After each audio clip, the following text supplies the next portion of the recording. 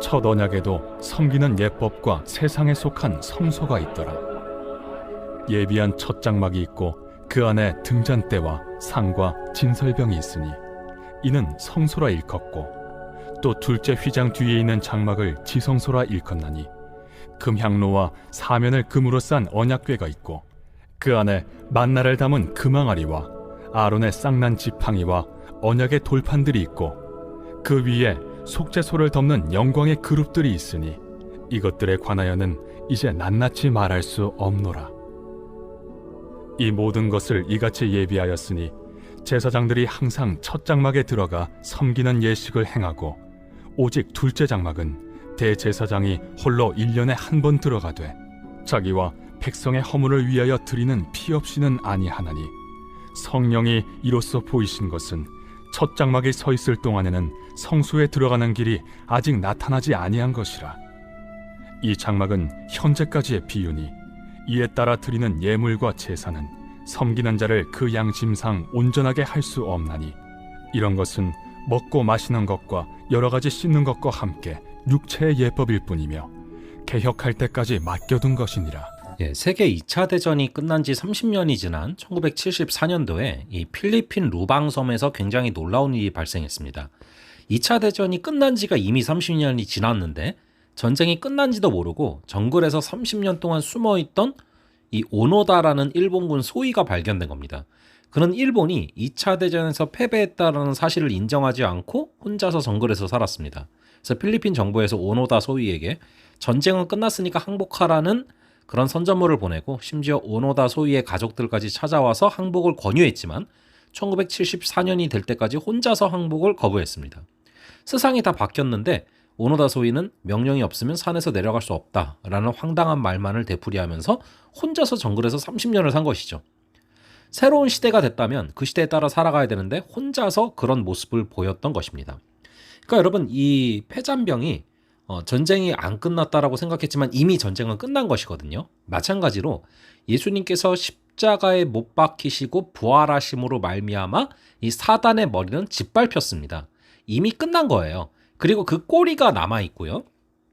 그래서 이제 마지막 발악을 하는 것인데, 여러분, 이미 전쟁은 승리했다라는 것이죠. 그런데 그것을 모르고 마치 아직도 우리가 이 사단이 마치 이길 것처럼, 마치 하나님께서 우리에게 승리를 허락하셨는데 그것을 모르고 살아가는 우리의 모습이 많다라는 것입니다. 그러한 어떤 맥락 가운데 오늘 말씀을 보시면은요, 히브리서 저자는 첫 장막에서의 제사가 한계가 있다라고 말을 합니다. 그러니까 구약의 율법과 제사로는 죄인을 태초의 창조 상태로 회복하는 구원이 불가능했다라는 것이죠. 왜냐하면 구약의 율법과 제사는 불완전하고 일시적이기 때문에 그렇습니다. 짐승의 피를 통해서 드린 제사는 그 순간의 죄사함만 선언되지 완전한 죄가 해결이 되지 못하는 것이죠. 첫 장막이 한계를 가진 것뿐만 아니라 첫 장막에서 제사를 드리던 레위인의 제사 역시 한계가 있었습니다. 그들은 제사장이지만 동시에 죄인입니다. 따라서 그들의 제사는 불완전했고 온전한 죄사함을 가져다 줄 수가 없는 것이죠. 그래서 개혁할 때까지 맡겨둔 것이라 라는 구절이 나오지 않습니까? 하나님께서는 구약의 첫 장막의 제사는 개혁할 때까지 맡겨둔 것이라 라고 말씀하고 있습니다. 10절에 보시니까요. 이런 것은 먹고 마시는 것과 여러 가지 씻는 것과 함께 육체의 예법일 뿐이며 개혁할 때까지 맡겨둔 것이라.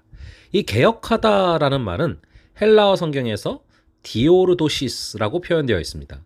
이 말의 원래 의미는 본래의 정상 상태로 회복시키는 것, 그런 의미를 갖고 있어요. 따라서 하나님께서 개혁하신다라는 말씀은 죄인인 인간이 태초에 아담과 하와를 창조하셨던 그때의 모습으로 회복된다라는 것입니다. 그리고 그 완전한 구원과 회복은 오직 예수 그리스도를 통해서만 이루어지는 것이죠. 그러므로 여러분, 이 일본 패잔병이 전쟁이 끝났다라는 소식을 혼자 믿지 못한 채 여전히 아직도 2차 세계대전인 것처럼 살아갔던 것처럼, 그래서 30년이나 정글에서 혼자 숨어 살았던 것처럼요, 우리도 과거의 율법과 구습에만 얽매여 있다면 예수님을 통한 새 언약과 새 시대를 누리지 못하게 된다는 것입니다. 우리는 분명히 예수님의 그 성취로 말미암아 이제는 율법 아래에서만 살아가는 것이 아니라 이제 복음 안에서 살아가게 되었단 말이죠. 그래서 이 율법으로 말미암아 죄를 발견하는 그 단계에서 끝나는 것이 아니라 이제는 그 죄를 해결할 수 있는 시대를 살아간다라는 것입니다. 그것을 잊지 마시고 우리 예수 그리스도와 함께 동행하는 그런 귀한 하루 되시기를 바랍니다. 잠시 기도하겠습니다. 아버지 하나님, 오늘 하루도 우리를 붙들어 주셔서 주 예수 그리스도와 함께 동행할 수 있는 귀한 은혜를 허락하여 주시옵소서. 우리가 율법 아래 살아가는 것이 아니요, 우리 예수 그리스도의 그 은혜로 말미암아, 그 복음으로 말미암아 살아가는 그런 귀한 하루 되게 하여 주시옵소서. 감사드리고 이 모든 말씀을 주 예수 그리스도의 이름으로 기도합니다. 아멘. 예, 그럼 또 다음번에 뵙도록 하겠습니다.